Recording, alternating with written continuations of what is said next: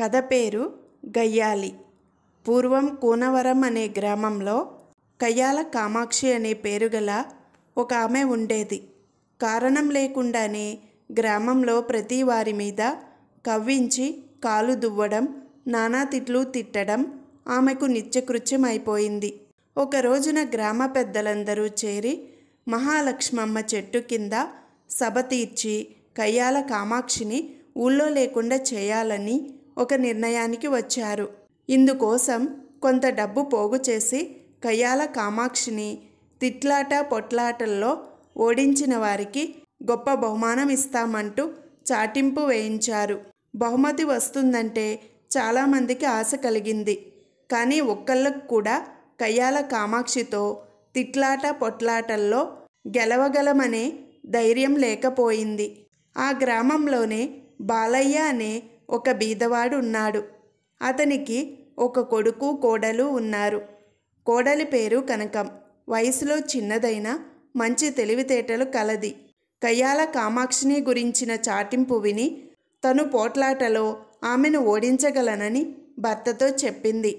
కనకం చెప్పిన ఈ మాటలు విని అతను చులకనగా నవ్వాడు. నవ్వి భార్యతో, కయ్యాల కామాక్షి గయ్యాలితనానికి గ్రామమే హడలిపోతూ ఉంటే చిన్నదానివి, నీ వల్ల ఏమవుతుంది, లేనిపోని గొడవ పడకు, ఊరుకో అన్నాడు. కానీ కనకం పట్టుబట్టింది. కయ్యాల కామాక్షిని ఇట్టే ఓడిస్తానని ఈసారి తన మామ బాలయ్యతో చెప్పింది. చాలా ధనం బహుమానంగా వచ్చే వీలు కూడా ఉంది కనుక బాలయ్య సరే అనక తప్పింది కాదు, ఇష్టమున్నా లేకపోయినా. అయితే కయ్యాల కామాక్షితో కయ్యానికి తలపడడం ఎక్కడా ఎట్లాగా అన్న సమస్యలు ఎదురైనాయి.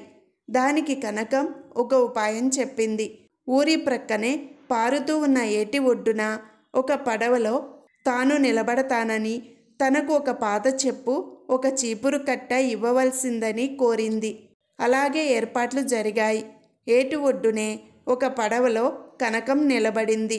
ఎడమ చేతిలో ఒక పాత చెప్పు, కుడి చేతిలో చీపురు పట్టుకుంది. ముఖం కనపడనట్టు చీర చెంగుతో కప్పుకున్నది. కయ్యాల కామాక్షితో కొందరు ఈ వార్త చెప్పారు.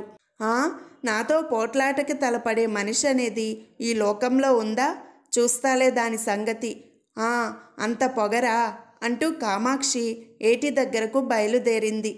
అరగంట సేపటికల్లా ఏటి కట్ట మీద వందలాది జనం పోగయ్యారు. వేడుక చూసేందుకు వచ్చిన వాళ్ళు ఈ దెబ్బతో కయ్యాల కామాక్షి శని విరగడవుతుందన్న ఆశతో వచ్చిన వాళ్ళు కనకాన్ని చూసేసరికి ఆశ్చర్యపోయారు.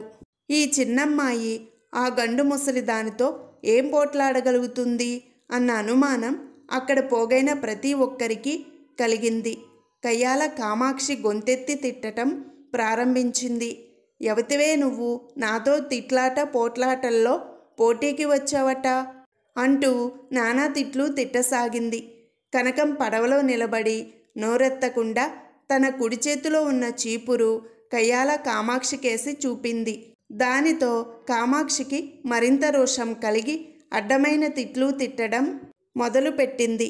కనకం నోరు మెదపకుండా అన్ని తిట్లకు ఒక మారు పాదచెప్పు, మరోమారు చీపురు కామాక్షికేసి చూపిస్తూ కొడతా అన్నట్టుగా ఊపసాగింది. కయ్యాల కామాక్షి మరీ రెచ్చిపోయింది. రాళ్ళవర్షంలాగా ఒకటే తిట్టడం తిట్టింది కనకాన్ని. కనకం నోరెత్తకుండా చేతుల్లోని చెప్పు, చీపురు కట్టెలతో అదే జవాబుగా చెబుతూ వచ్చింది. చూడవచ్చిన జనం పొట్టలు చెక్కలయ్యేటట్టు తెరిపి లేకుండా నవ్వసాగారు. కయ్యాల కామాక్షికి తిట్టి నోరు పడిపోయింది. ఆపసోపాలు పడుతూ దాహం దాహం అంటూ ఏట్లో దిగి నీళ్లు తాగసాగింది. జనం మళ్ళీ ఒకటే నవ్వు. మరికొంతసేపు అయ్యేసరికి కయ్యాల కామాక్షికి గొంతు బొంగురుపోయి మాటే పెగలలేదు. కనకం మొదట్లోలాగే చెప్పు చీపురు చూపిస్తోంది. కయ్యాల కామాక్షి తను ఓడిపోయానని గ్రహించింది. తిట్టుకు తిట్టు జవాబు ఇవ్వని వాళ్లతో తను గెలవలేనని తేల్చుకుంది. పైగా కట్టమీద చేరిన ప్రజలంతా తనను చూసి విరగబడి నవ్వుతున్నారాయే. ఈ కూనవరంలో ఇక నేను ఉండను, దరిద్రగొట్టు ఊరు అనుకుంటూ కయ్యాల కామాక్షి ఏటికట్టనే పడి ఎక్కడికి పోయిందో పోయింది. కనకాన్ని ఊరు వాళ్ళంతా ఎంతగానో గౌరవించారు. పల్లెత్తు మాట అనకుండా కయ్యాల కామాక్షి అంతటి దాన్ని ఓడించినందుకు ప్రతి వాళ్ళు ఆమె చాకచక్యాన్ని మెచ్చుకున్నారు. బహుమతిగా ఇస్తానని ప్రకటించిన ధనాన్ని రెండింతలు చేసి పెద్ద సభ తీర్చి కనకానికి బహుకరించారు. ఆ ధనంతో తమ పేదరికం పోయి సుఖించారు కనకం, భర్త, ఆమె మామ బాలయ్య.